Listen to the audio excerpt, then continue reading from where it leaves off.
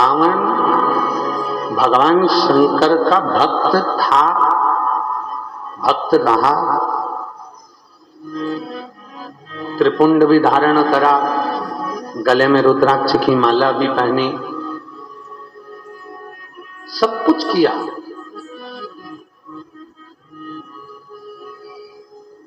भक्ति भी करी उसने, ऐसा नहीं कि शिव की भक्ति नहीं करी उसने।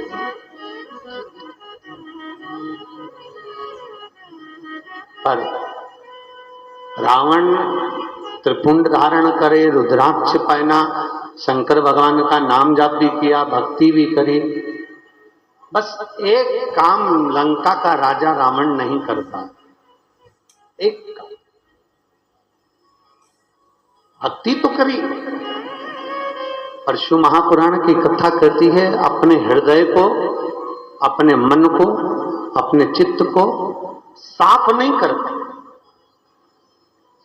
अपने दिल को, अपने हृदय को उन्होंने साफ नहीं किया, अपने चित्त को उन्होंने साफ नहीं किया। अहम, अहंकार राजा रावण के हृदय में बना ही रहा, छल राजा रावण के हृदय में बना ही रहा। अपन क्या प्रार्थना करते हैं कि भगवान अंत समय में, हमारी दुख की घड़ी में, हमारे कष्ट की घड़ी में, हमारे तकलीफ की घड़ी में, हमारे समय के अनुकूल तुम आकर खड़े हो जाना, तुम हमारे सम्मुख में आ जाना, तुम हमारे पास में आ जाना। कोई आए ना आए, परिवार कुटुंब नाते रिश्ते कोई आए ना आए, पर मेरा भोलेनाथ, मेरा शंकर, मेरा त्रिकालदर्शी, मेरा कैलाशी, मेरा अविनाशी, मेरा शिव मेरे करीब में होना चाहिए। नंदी लंकाधिपति रावण से कह रहे हैं, मांग ले, जाकर शंकर जी से कह दे कि मेरे अंत समय में तुम आकर खड़े हो जाना, तुम मुझे बचा लेना।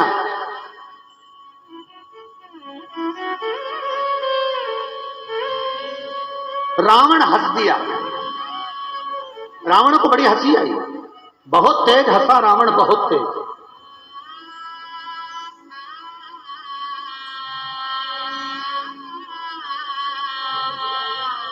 और उसने हंसने का कारण क्या था? रावण के हंसने का कारण केवल इतना था, रावण कह रहा था मेरे सामने और काल, मेरे सामने और काल आ जाए, ये हो ही नहीं सकता।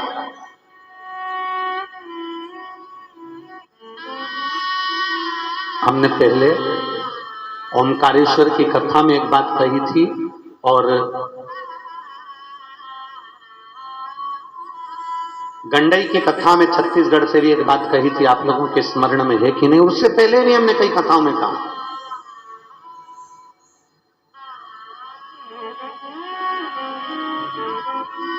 अपने भीतर इतना अहम, अपने भीतर इतना अहंकार, अपने भीतर इतनी अहमता कभी मत आने देना कि आपको यह महसूस होने लगे कि आप इंसान नहीं, आप मनुष्य नहीं हैं। ये आपके भीतर इतनी अहमता, इतना अहंकार अपने भीतर प्रकट मत होने देना। और मेरी जीजियों से, मेरी माताओं से, मेरे भाइयों से सबसे एक निवेदन, हम पहले भी करते आए और आज फिर कर रहे हैं, कभी तुम कहीं मत जाओ, तुम्हारा मन पड़े तो जाओ, ना मन पड़े मत जाओ, पर एक काम जरूर करो, अपने घर के नजदीक में, तुम्हारे घर के पास में, तुम्हारे घर के नजदीक में, तुम्हारे चौराहे पर, तुम्हारे मोहल्ले में, तुम्हारी कॉलोनी में जो शिव का मंदिर है, तुम्हारी सोसाइटी में जो शंकर का मंदिर है, उसके दरवाजे तक जरूर जाओ। क्यों?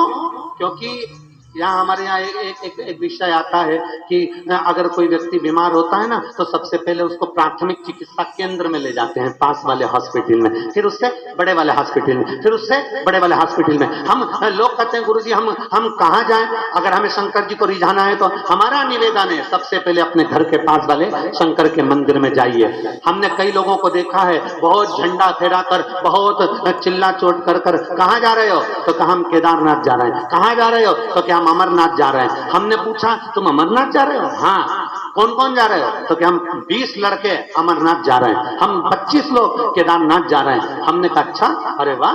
हमने पूछा फिर एक बात बताओ, तुम वहां अमरनाथ जा रहे हो तो क्या लेकर जा रहे हो? हमने जोरदार कपड़े सिलवाए गुरुजी, एक जैसे, उस पर हमने छापा लगवाया, एक जैसे।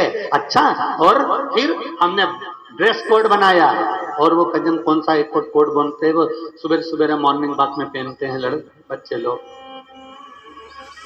Track suit. हमने ट्रैक सूट बनवाया है, हमने कहा बहुत बढ़िया। अब हमने पूछा तुम सब अमरनाथ जा रहे, केदारनाथ जा रहे, तुम सब वहां जा रहे दर्शन करने के लिए, अब शंकर जी को इतनी दूर रिझाने के लिए जा रहे हो, तो ईमानदारी से बोलो क्या तुम सब 15 के 15 लड़के तुम्हारे मोहल्ले के शंकर मंदिर में जल चढ़ाने जाते हो कि नहीं जाते? अरे गुरुजी अगर वहां जाएंगे तो लोग हंसते हैं इसलिए हम नहीं जाते। जरा विचार करिएगा, जब यहीं से पहचान नहीं होगी तो मेरा केदारनाथ कैसे दर्शन देगा? यहां से पहचान कर जाइए तो वो दर्शन भी देगा। अमरनाथ जाने वालों को पहले चाहिए कि अपने मोहल्ले में, अपनी कॉलोनी में, अपनी सोसाइटी में, अपने नगर में शंकर का शिवालय है, वहां रोज जाना चालू करिए। अमरनाथ केदारनाथ जाने वालों को चाहिए पहले शंकर के बनकर तो जाओ, शिव के होकर तो जाओ। केवल सेल्फी लेने के लिए या अपनी मूवी बनाने के लिए या वीडियो बनाने के लिए हमें केदारनाथ या अमरनाथ नहीं जाना है। हमें शंकर को पाने के लिए केदारनाथ और अमरनाथ जाना है, हमें शिव को प्राप्त करने के लिए जाना है। पहले अपने घर के नजदीक के शिवालय में जाओ, अपने घर के पास में शंकर के मंदिर में जाकर झाड़ू लगाओ, बुआरी लगाओ, सेवा करो, चाकरी करो। पहले ये तुम्हारे भीतर का जो अहम है, तुम्हारे भीतर का जो अहंकार है, उसको उतार कर फेंको। जब तुम मंदिर में झाड़ू लगाओगे, पोछा लगाओगे, सेवा करोगे तो तुम्हारे अंदर एक सेवा का भाव जागेगा। तुम अमरनाथ जा रहे हो, मालूम पड़े किसी की तबीयत खराब हो जाए, किसी का स्वास्थ्य गड़बड़ हो जाए और मालूम पड़े उसका स्वास्थ्य गड़बड़ हुआ और मालूम पड़े तुम यात्रा के लिए चलते जा रहे हो और वो बेचारा हांपड़ी भर रहा है, तुम्हें सेवा का पुण्य ही नहीं मालूम कि सेवा क्या है, सेवा का क्रम क्या है, सेवा का मूल क्या है, सेवा का आनंद क्या है।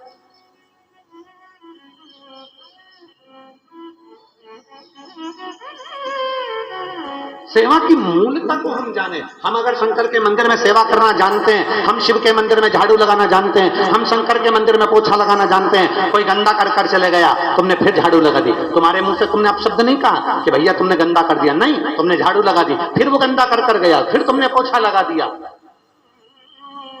एक संत का चरित्र आता है, उससे जलने वाले, उससे ईर्षा करने वाले बहुत सारे थे। पेड़ पर जाकर बैठ गया एक व्यक्ति, और पेड़ पर जाकर बैठा और आज संत गंगा का स्नान कर आ रहे थे, उसने ऊपर से पान खाकर थूक दिया। संत वापिस गंगा नहाने चले, वो वापिस थूक दिया, फिर गंगा नहाने चले गए, वो फिर थूक दिया। बार बार संत को थूका जा रहा था और संत गंगा का स्नान कर रहे थे। आखिरी में उसके मुंह में कोई थूक बचा ही नहीं, वो नीचे आकर चरणों में पड़ गया। गुरुदेव, मैंने तुम्हारे ऊपर इतनी बार थूका, तुमने एक बार भी अपशब्द नहीं कहा। इतने में गुरु जी ने उस थूकने वाले के चरण पकड़ लिए। भाई, मैं रोज गंगा की एक डुबकी लगाता था, आज तेरी कृपा से 108 बार पूरी लग गई। ये कृपा नहीं तो और क्या, ये दया नहीं तो और क्या है। गला पकड़ रहा, ये कृपा नहीं तो और क्या है, ये दया नहीं तो और क्या है। ये तेरी कृपा से हुआ, ये तेरी करुणा से हुआ, ये तेरी दया से हुआ और तेरी कृपा से हुआ। अरे भाई, अगर हम सेवा का क्रम धारण करेंगे, हम सेवा के मूल को जानेंगे कि कोई को तकलीफ हो रही है, किसी का पेट दर्द हो रहा है, किसी को कष्ट हो रहा है, तो सबसे पहले हमें खड़े होना चाहिए।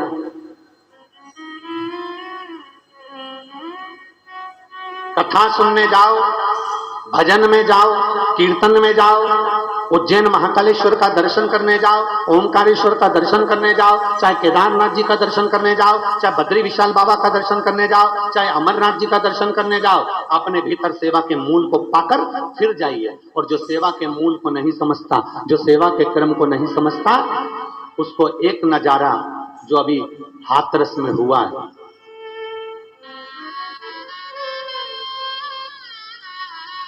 कैसे हो गया, कितनी विचित्र घटना घट गई। जरा विचार करिएगा कि सेवा के मूल को नहीं समझे, एक गिरा, उसको लांग कर दूसरा जाने लगा, दूसरे को लांग कर तीसरा जाने लगा। अगर सेवा का मूल जानते तो एक को खड़ा कर देते, दूसरे को खड़ा कर देते, वहां खड़े हुए 25 लोग 25 को खड़ा कर देते, तो फिर ये घटना नहीं घटती। पर हम सेवा के मूल को नहीं जानते, हम तो बस केवल ये विचार करते हैं कि हम कथा में पहुंच गए, हम सत्संग में पहुंच गए, हम प्रवचन में पहुंच गए, हम कथा में पहुंच गए, और मालूम पड़ा कि भगवान, थोड़ा हमको अपना कर्म करना पड़ेगा, थोड़ा हमें अपने सेवा के मूल को जानना पड़ेगा। हाथरस की यह घटना कोई साधारण सी घटना नहीं है। 100 से ऊपर कई भक्त शांत हो गए। 2 मिनट के लिए, 1 सेकंड के लिए आप और हम सब अपने श्री शिवाय नमस्तुभ्यम से उन जीवों को गति प्रदान करें। और जो घटना में जिनको तकलीफ है और अभी भी जो कहीं ना कहीं हॉस्पिटल में पड़े, शीघ्र ठीक होकर वो अपने अपने घर को जाएं। वो घटना का स्मरण करते हुए आप और हम 5 बार श्री शिवाय नमस्तुभ्यम का सब स्मरण करेंगे उन जीवों के लिए। श्री